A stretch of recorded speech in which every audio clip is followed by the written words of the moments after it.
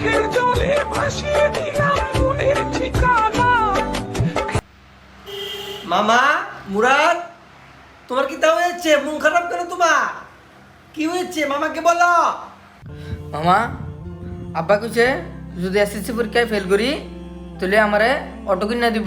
আমি তো এসএসসি পরীক্ষায় ফেল করছি, আমি কি কইরাম? না মামা, আমি তো অটো চালা যেতাম মামা। আমি কেমনে ছিলাম মামা? আমি তো অটো চালা যেতাম মা।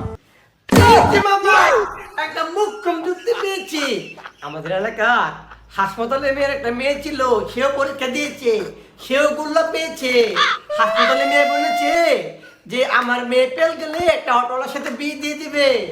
তোমার সাথে মিলে গিয়েছে, দেখো। মামা মেয়েটা কোথায়? মেয়েটাকে দেখতে পারবো মামা?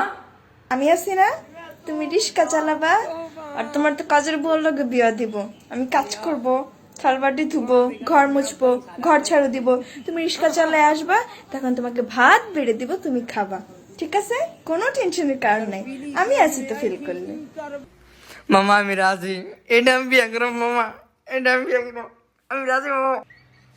কিতা করাম আমি কিতা করাম? আমার তো আবেগ রে, আমি বিয়ে করতাম না, খালি তোরাই করবে বিয়া। আজকে শুনেছি কে যেন বিয়ে করে পালিয়ে বউ নিয়ে এসেছে। আমি কবে বিয়ে করাম? সব বিয়ে তোরাই কর, আমি রাজি। মেয়ের বাবার সাথে কথা বলে তোমার বিয়ের দিনটা ঠিক করছি। ভালো থাকো।